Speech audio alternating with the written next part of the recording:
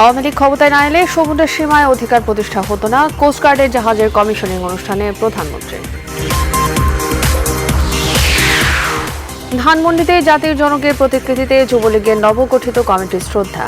বহু প্রতীক্ষিত কমিটির 201 সদস্যের মধ্যে অনেক নতুন মুখ। টেকসই অর্থনীতির বড় ভরসা হতে পারে কৃষি, অভিমত বিশ্লেষকদের।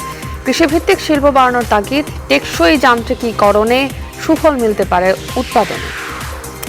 পুনর্গণনাতেও বিপুল সংখ্যাগরিষ্ঠতা বাইডেনের। ওয়াশিংটনের রাজপথে ট্রাম্প সমর্থকদের বিক্ষোভ। বাংলাদেশের ফুটবলে করোনার থাবা, আক্রান্ত হলেন জাতীয় দলের coach জেমিরে।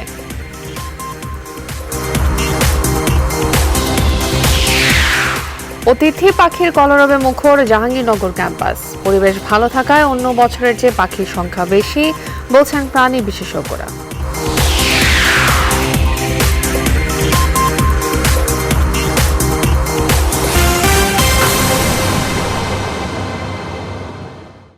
Rainbow allrounder exterior paint, বাংলাদেশের আবহাওয়া উপযোগী একমাত্র পেইন্ট।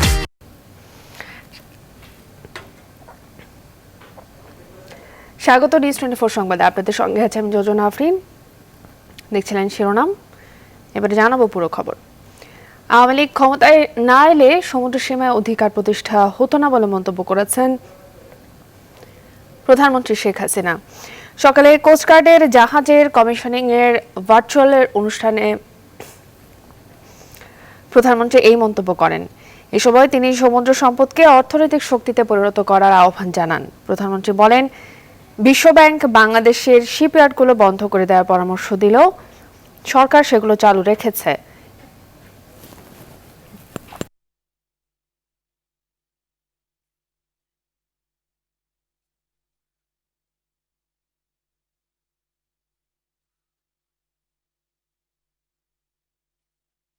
অগ্রগতি লাভ করে এবং পরবর্তীতে আমরা আমাদের বিশাল সমুদ্র সীমা অর্জন করেছি। সেটাই হচ্ছে সবচেয়ে বড় কথা। হয়তো আওয়ামী লীগ ক্ষমতায় না আসলে এই সমুদ্র সীমা আমাদের যে অধিকার আছে এটা কোনোদিনই প্রতিষ্ঠিত হতো না। শুধু সমুদ্র সীমা না, আমাদের স্থল সীমানা চুক্তিও জাতিপিতা করে গিয়েছিলেন। যাক, আওয়ামী লীগ সরকার আসার পরে সেটাও আমরা সমাধান করি। যেমন আমাদের খুলনা শিপইয়ার্ড, ওয়ার্ল্ড ব্যাংকের নির্দেশ ছিল যে শিপইয়ার্ড লাভজনক হচ্ছে সেটা বন্ধ করে দিতে হবে, কিন্তু আমি সরকারে আসি যখন 96 সালে, তখন সিদ্ধান্ত নিই যে আমরা বন্ধ করবো কেন। এই দুটি ফার্স্ট পেট্রোল বোর্ড, বিসিজিএস সোনাদিয়া ও বিসিজিএস কুতুবদিয়া, এই আজকে এই বাহিনীতে যুক্ত হলো। অর্থাৎ আমরা নিজেরাও পারি, আমরাই তৈরি করতে পারি, সেটা আমরা প্রমাণ করলাম। যুবলীগের কেন্দ্রীয় কমিটিতে সৎ, ত্যাগী ও যোগ্য নেতারাই প্রাধান্য পেয়েছেন। দুর্নীতিপরায়ণ, বহিরাগত কিংবা টেন্ডারবাজদের দলে কোনো ঠাঁই নেই বলে জানিয়েছেন যুবলীগ সভাপতি ও সাধারণ সম্পাদক। রোববার সকালে বনানী কবরস্থানে যুবলীগের প্রতিষ্ঠাতা চেয়ারম্যান শহীদ শেখ ফজলুল হক মনি সহ 75 আগস্টে নিহত সব শহীদদের প্রতি শ্রদ্ধা জানানো শেষে তারা এই মন্তব্য করেন। এর আগে ধানমন্ডিতে জাতির জনক বঙ্গবন্ধু শেখ মুজিবুর রহমানের প্রতিকৃতিতে শ্রদ্ধা জানায় যুবলীগের নবগঠিত নেতা কর্মীরা। বিস্তারিত দেখুন সজল দাসের রিপোর্টে। ধানমন্ডি 32 নম্বরে বঙ্গবন্ধুর প্রতিকৃতিতে শ্রদ্ধা জানান যুবলীগের নবগঠিত পূর্ণাঙ্গ কমিটির নেতাকর্মীরা।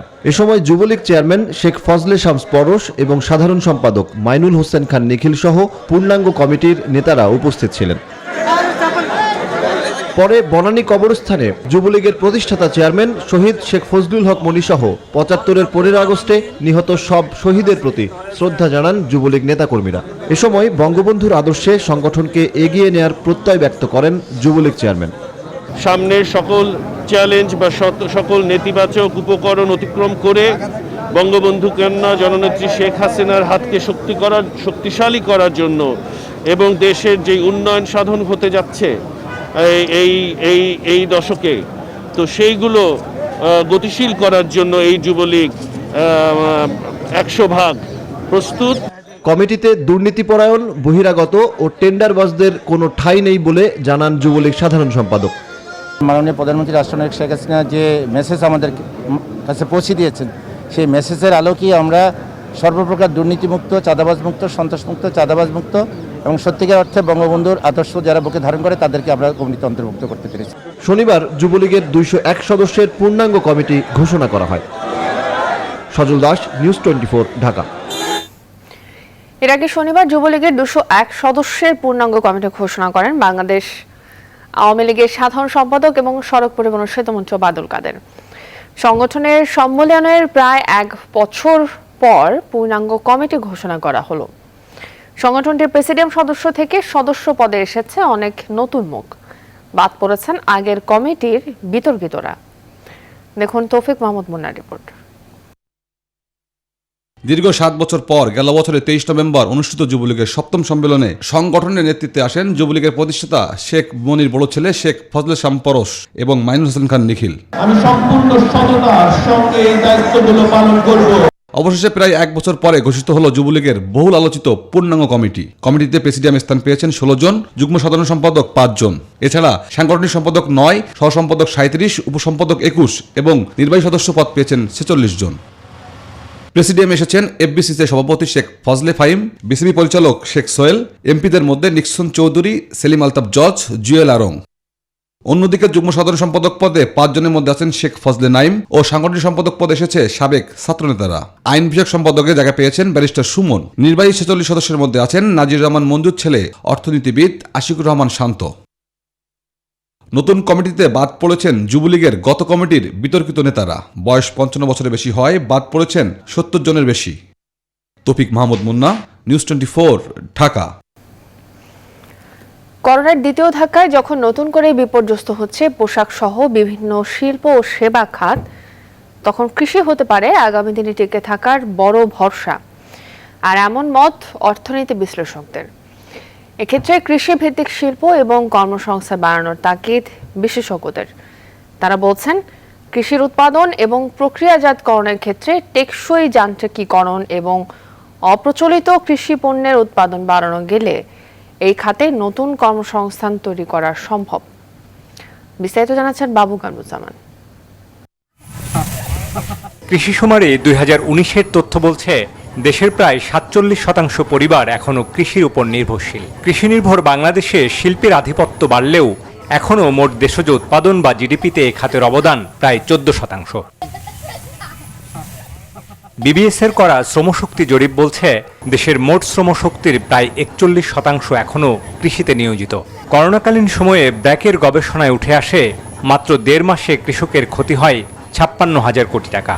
তবে মহামারীর ধকল কাটিয়ে যখন অর্থনীতি কিছুটা গতি পায়, তখন বিশ্ব অর্থনীতিতে আবারও বিপর্যয়ের শঙ্কা ভারী হচ্ছে করোনার দ্বিতীয় ধাক্কায়। বিশ্লেষকরা বলছেন করোনাকালীন এই ক্ষত কাটিয়ে আগামীতে দেশের অর্থনীতি টেনে তুলতে কৃষিভিত্তিক শিল্পের বিকাশ এবং এ খাতে কর্মসংস্থান বাড়ানোর বিকল্প নেই। গ্রামের মানুষ কৃষিতে, সবজিতে, অন্যান্য ক্ষেত্রে যদি সরকার আরো একটু নজর দেয় তাহলে গ্রামে কর্মসংস্থান তৈরি করা অনেক সহজ হবে এবং যারা আজকে শহর থেকে গ্রামে চলে গেছে তারা নতুন কাজের সন্ধান পাবে। যেহেতু এই করোনাকালীন সময়ে নতুন করে কোনো ফ্যাক্টরি বা ব্যবসা প্রতিষ্ঠান চালু হচ্ছে না, সুতরাং তাদেরকে নতুন করে কোনো শিল্পে নিয়োগের কোনো সুযোগ থাকছে না। আমরা মনে করি এখানে কৃষি একটি বড় ভূমিকা পালন করতে পারে। করোনার দীর্ঘমেয়াদী সংকট কাটিয়ে উঠতে কৃষকদের প্রয়োজনীয় নগদ ভর্তুকি, কৃষিপণ্য মূল্য কমিশন গঠন, দুর্যোগকালীন কৃষি বাজার ও মূল্য ব্যবস্থাপনার জন্য বহু মন্ত্রণালয় ভিত্তিক সমন্বয় কমিটি গঠন করারও তাগিদ দিয়েছেন বিশ্লেষকরা। সর্বোচ্চ চেষ্টা আমাদের করতে হবে যেন আমরা সব ধরনের খাদ্য যতটুকু সম্ভব নিজেরাই উৎপাদন করি এবং এটার জন্য যা যা সমর্থন প্রয়োজন সেটা আমাদেরকে যোগান দিতে হবে। এই চ্যালেঞ্জ মোকাবেলা করার জন্য বিভিন্ন ধরনের পদক্ষেপ গ্রহণ করা যেতে পারে এবং তার জন্য প্রয়োজন যেসব খাতে যুবকদের কর্মসংস্থান বেশি হতে পারে সেই ধরনের খাতগুলোকে প্রবৃদ্ধির সুযোগ করে দেওয়া।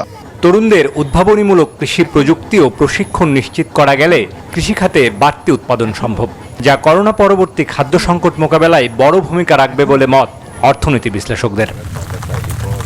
বাবু কামরুজ্জামান, নিউজ 24, ঢাকা।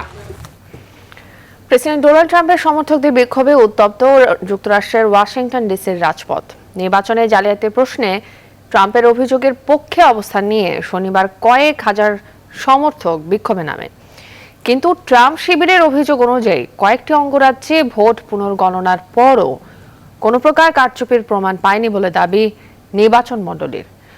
অন্যদিকে আন্দোলনকারীদের সমর্থন দিয়ে টুইট বার্তা দেওয়ার পর শনিবার ট্রাম্পকে গলফ ক্লাবে খেলতে দেখা গেছে। দেখুন নাইজিয়ানের ডেস্ক রিপোর্ট। যুক্তরাষ্ট্রের ওয়াশিংটনের রাজপথে নেমেছে প্রেসিডেন্ট ডোনাল্ড ট্রাম্পের সমর্থকরা। শনিবার রাজপথে সমবেত হয়ে মার্কিন নির্বাচনে ভোট জালিয়াতির বিরুদ্ধে আওয়াজ তোলেন তারা। পূর্ব ঘোষিত এই বিক্ষোভ র্যালির আয়োজকরা বিভিন্ন স্থানে এক এক নামে এই আন্দোলন পরিচালনা করছেন। কোথাও make America great again March, March for Trump, আবার কোথাও স্টপ দ্য স্টিল বলে আখ্যা দিয়ে মিছিল করছেন তারা। কোনো প্রেসিডেন্ট নির্বাচন হয়নি, সবই মিথ্যা। আমরা দেশের আইনি ব্যবস্থা, বিশেষ করে সুপ্রিম কোর্টকে জানিয়ে দিতে চাই, আমরা হাল ছাড়ব না। তারা ভোটে কারচুপি করেছে এবং সেটি প্রকাশ হয়ে গেছে। 7ই নভেম্বর জো বাইডেনের জয় নিশ্চিত হওয়ার পর থেকেই বেশ কিছু বিচ্ছিন্ন বিক্ষোভ করেছে ট্রাম্পের সমর্থকরা। তবে শনিবারের বিক্ষোভের আকার ছিল অপেক্ষাকৃত বিশাল। ওথ কিপার্স মিলিশিয়া ও প্রাউড বয়েজের সদস্যরা সহ বিভিন্ন উগ্র ডানপন্থী সংগঠনের সদস্যরা এতে অংশ নেয়। ওয়াশিংটন ছাড়াও মিশিগান ও অ্যারিজোনা সহ আরও বেশ কটি অঙ্গরাজ্যে বিক্ষোভ সমাবেশ করেছে ট্রাম্প সমর্থকরা। এদিকে ক্ষমতায় টিকে থাকতে আইনি লড়াইয়ে নেমেও খুব একটা সুবিধা করতে পারেননি প্রেসিডেন্ট ডোনাল্ড ট্রাম্প। নির্বাচনে অনিয়ম ও ভোট কারচুপির অভিযোগে করা বেশ কয়েকটি মামলায় এরই মধ্যে হেরে গেছে রিপাবলিকান প্রচার শিবির। এ অবস্থায় তার সমর্থকরা শনিবার যখন রাস্তায় নেমে বিক্ষোভ করছিল, তখন ট্রাম্প নর্দার্ন ভার্জিনিয়ার ন্যাশনাল ক্লাবে গলফ খেলছিলেন। অবশ্য এক টুইট বার্তায় আন্দোলনকারীদের প্রতি নিজের সমর্থন জানিয়েছেন Donald Trump. Nahid Jihan, news 24। এবছর 10 আউটস্ট্যান্ডিং ইয়াং পারসনস অ্যাওয়ার্ড 2020 পেয়েছেন বসুন্ধরা গ্রুপের ভাইস চেয়ারম্যান সাফন সোবহান। সমাজের বিভিন্ন ক্ষেত্রে অনন্য ভূমিকা রাখার জন্য এই পুরস্কারে ভূষিত হন সাফন সোবহান। শনিবার রাতে রাজধানীর হোটেল লা মেরিডিয়ানে আয়োজিত বর্ণিল অনুষ্ঠানের মধ্য দিয়ে এই অ্যাওয়ার্ড প্রদান করে তরুণ ব্যবসায়ীদের আন্তর্জাতিক সংগঠন জুনিয়র চেম্বার ইন্টারন্যাশনাল বাংলাদেশ, যেখানে সাফন সোবহান সহ 10 জন খ্যাতনামা তরুণ নেতৃত্বকে TOYP অ্যাওয়ার্ড প্রদান করা হয়।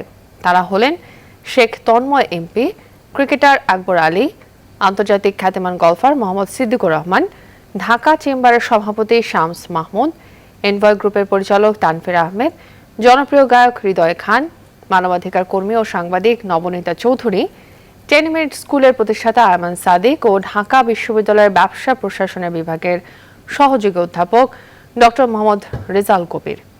অ্যাওয়ার্ড পাওয়ার পর অনুভূতি প্রকাশ করতে যেয়ে সাফন সোবহান বলেন, আমাদের যেই সম্মানটা দেওয়া হয়েছে তাতে আমরা দেশ ও জাতিকে আরো বেশি সেবা দিতে উৎসাহ পাব।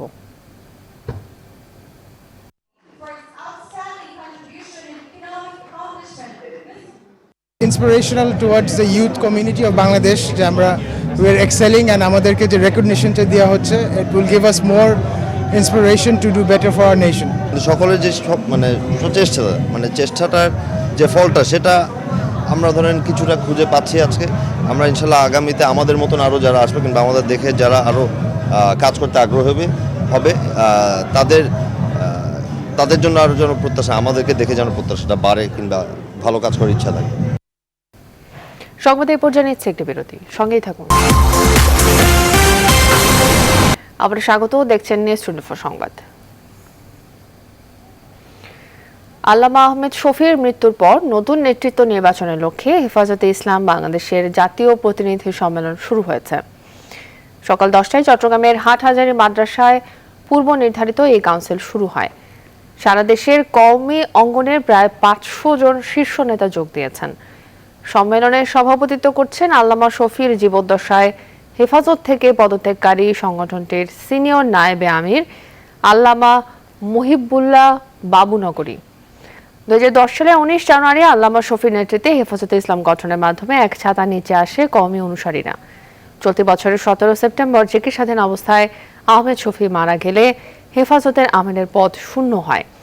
সম্মেলন ঘিরে মাদ্রাসা এলাকায় নিরাপত্তা জোরদার করেছে প্রশাসন।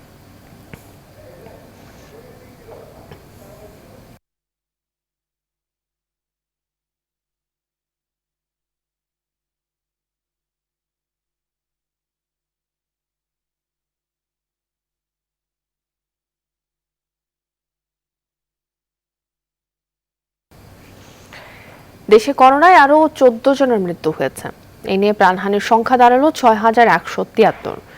গত 24 ঘন্টায় নমুনা পরীক্ষা হয়েছে 11,795টি। এর মধ্যে নতুন শনাক্ত 1,531। এ পর্যন্ত মোট শনাক্ত 4,30,496। নতুন করে সুস্থ হয়ে বাড়ি ফিরেছেন 1,462 জন। এ পর্যন্ত মোট সুস্থ হয়েছেন 3,47,849 জন। শনিবার স্বাস্থ্য অধিদপ্তরে করোনা বিষয়ক নিয়মিত সংবাদ বিজ্ঞপ্তিতে এসব তথ্য জানানো হয়। গত 24 ঘন্টায় করোনা রোগী শনাক্তের হার 12.98%, আর এখন পর্যন্ত শনাক্তের হার 17.03%। শনাক্ত বিবেচনায় সুস্থতার হার 80.80%, আর শনাক্ত বিবেচনায় মৃত্যুর হার 1.43%।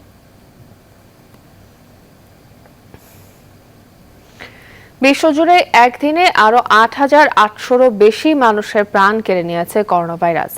নতুন সংক্রমণ শনাক্ত হয়েছে 5,75,000-এর বেশি। এ নিয়ে সারা বিশ্বে মোট আক্রান্তের সংখ্যা ছাড়ালো 5,43,00,000, আর মোট মৃত্যু হয়েছে 13,43,000 মানুষের।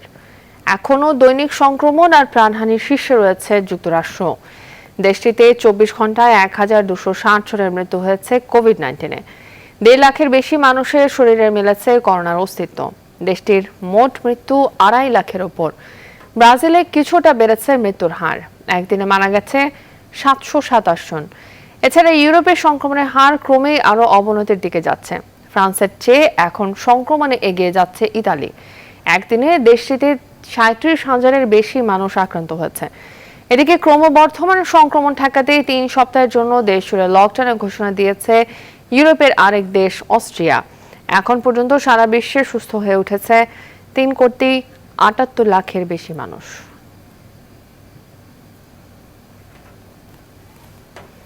সংবাদে নিচ্ছে আরও একটি বিরতি, ফিরছে একটু পর। আবার স্বাগত, দেখছেন নিউজ 24 সংবাদ। ঘূর্ণিঝড় সিডর 2007 সালের আজকের দিনে আঘাত হানে দেশের দক্ষিণাঞ্চলে। উপকূলের বেশ কয়েকটি জেলাকে লন্ডভন্ড করে দেওয়ার পাশাপাশি কেড়ে নেয় হাজারো মানুষের প্রাণ।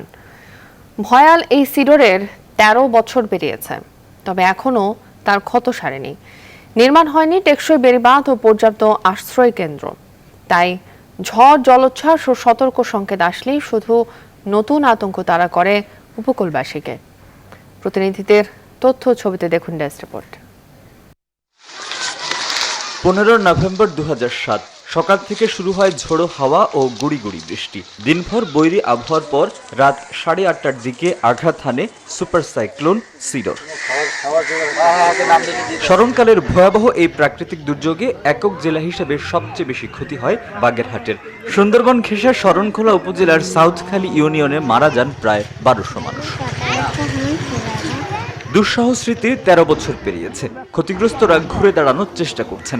সরকারি বেসরকারি সহায়তায় অনেকের মাথা গোঁজার ঠাঁই হয়েছে। তবে এখনও গাবতলা থেকে সাউথখালী পর্যন্ত ঝুঁকিপূর্ণ 2 কিলোমিটার অংশে বেড়িবাঁধ নির্মাণ না হওয়ায় হতাশ উপকূলবাসী। সিডরের এই 11 বছর পূর্ণ শেষেও আমরা এখন পর্যন্ত নিরাপত্তাহীনতায় ভুগতে আছি। আমাদের বাঁচতে হইলে এখানে একটা অনতিবিলম্বে ঘূর্ণিঝড়ের একটা আশ্রয় কেন্দ্র একান্ত দরকার। বেড়িবাঁধ ঠিকই দিচ্ছে, কিন্তু বেড়িবাঁধের যে দিচ্ছে তাতে উপকার হবে না কোনো মানুষের। এটা আগে নদী শাসন করিয়া বেড়িবাঁধটা দিলে আমাদের উপকৃত হইতো। একই অভিযোগ বরগুনাবাসীরও। কোটি টাকা ব্যয়ে ক্ষতিগ্রস্ত বেড়িবাঁধ মেরামত করা হলেও সুফল মেলেনি, বরং প্রতি বছরই কয়েক দফায় বাঁধ ভেঙে প্লাবিত হয় লোকালয়। আমরা 4 জন মানুষ, একটা ঘর দেওয়া মৃত্যু, এক ঘরের ফ্যামিলি 5 জন, আমরা 5 জন, আমি একা বাঁচি আছি। বেড়িবাঁধগুলো ছিলের হইতে ফি বছর এইরকম কিছু মেরামত করা হয় সামান্য। আসলে সরকারের টাকা যায়, আমাকে কোনো ফল না, আমাকে দুঃখ কষ্ট আছে। যদিও পানি উন্নয়ন বোর্ড ও জেলা প্রশাসন বলছে স্থায়ী বাঁধ ও পর্যাপ্ত আশ্রয় কেন্দ্র নির্মাণে উদ্যোগ নেওয়া হয়েছে। আট্টাপোল্লার যেসব জায়গায় ভাঙন প্রবণ এবং যেসব জায়গায় ক্ষতিগ্রস্ত হয়, আট্টাপোল্লারে ম্যাক্সিমাম বরগুনা জেলার অধিকাংশ খাবার করে যাবে। আমরা ইতিমধ্যে পানি উন্নয়ন বোর্ডের মাধ্যমে সরকারের দৃষ্টি আকর্ষণ করেছি।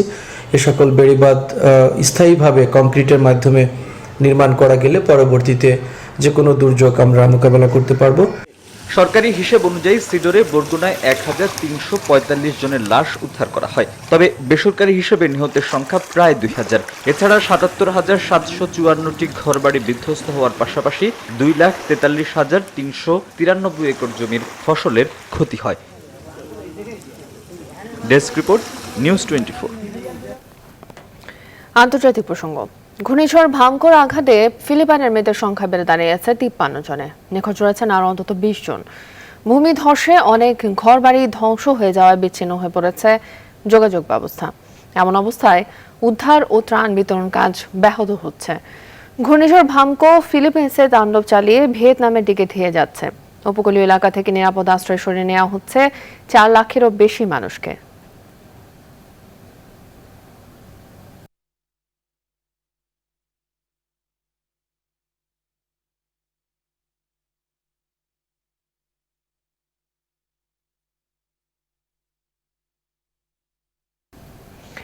এবার ইরিত্রিয়ায় শনিবার রাতে 3 দফায় রকেট হামলা চালিয়েছে ইথিওপিয়া।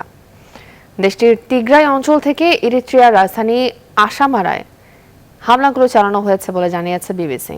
গেল মাস থেকে তিগ্রাইয়ের ক্ষমতাসীন দলের সঙ্গে ইথিওপিয়ার ফেডারেল সরকারের সঙ্গে সংঘাত চলছে।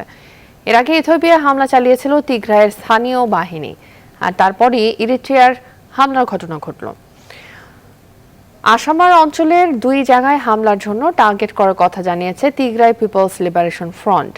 তিগ্রাইয়ের লড়াইয়ে ব্যাপকভাবে প্রভাবিত হয়েছে সুদান। এর মধ্যে ইথিওপিয়া থেকে কমপক্ষে 17,000 বেসামরিক সীমান্ত অতিক্রম করেছে বলে তথ্য জানিয়েছে জাতিসংঘ। নিচে আরো একটি বিরতি, ফিরছি একটু পর। বিরতির পর আবারও স্বাগত নিউজ 24 সংবাদে। এবারে খেলার খবর। অনুষ্ঠিত হলো শেখ রাসেল ক্রীড়াচক্র লিমিটেডের সাধারণ সভা। 2013 সাল থেকে 2019 সাল পর্যন্ত ক্লাবের কর্মকাণ্ড পর্যালোচনার পাশাপাশি সভায় পরবর্তী করণীয় বিষয়সমূহ নিয়ে আলোচনা করেন ক্লাব কর্তারা। আগামী 14 দিনের মধ্যে নতুন করে নির্বাচন কমিটি গঠন করার পাশাপাশি কমিটি গঠনের 1 মাসের মধ্যে নির্বাচন করার সিদ্ধান্ত নেওয়া হয়েছে সভায়।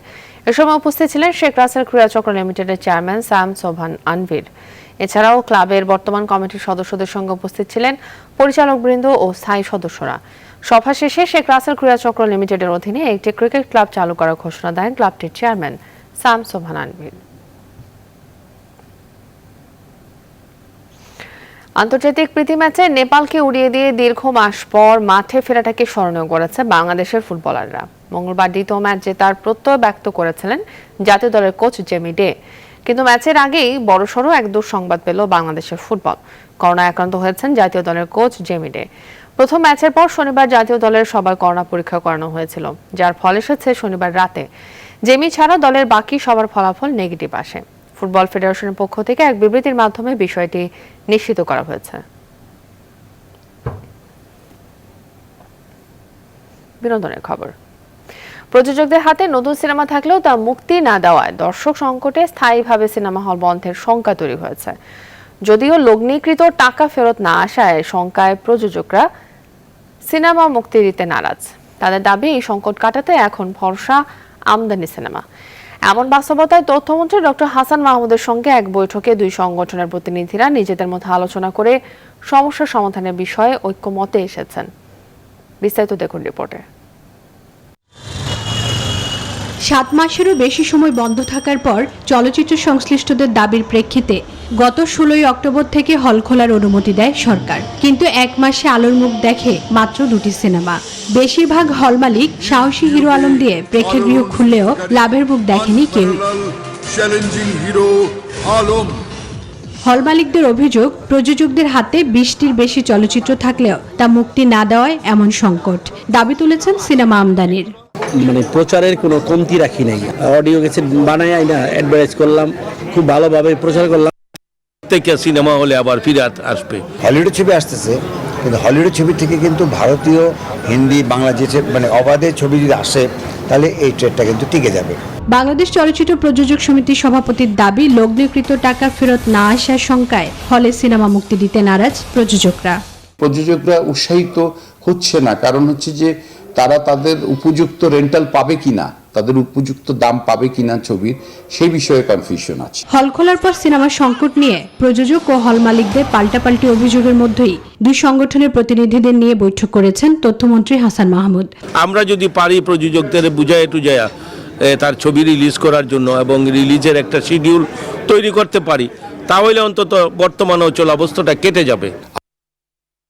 চলচ্চিত্রের এই সংগঠনগুলোই আমদানি সিনেমার বিপক্ষে কথা বলেছিলেন।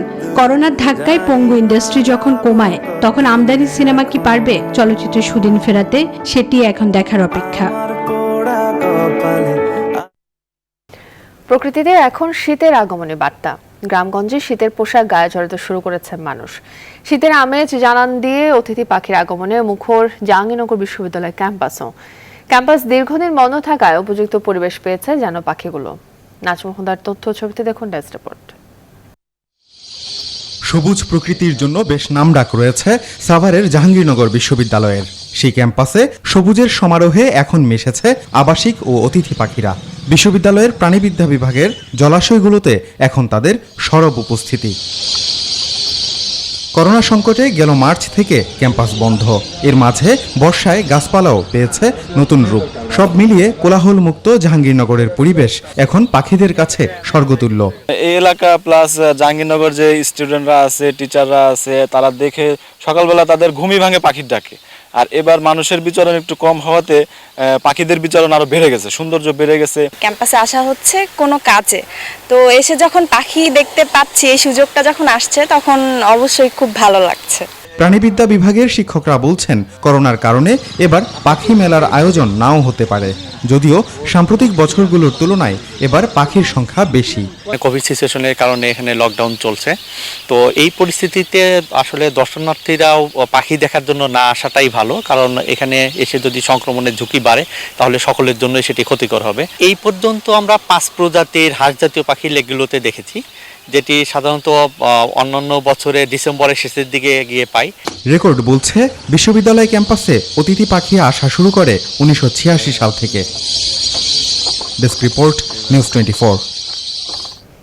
এই ছিল সংবাদে এখনকার আয়োজন। সঙ্গে থাকার জন্য ধন্যবাদ সবাইকে।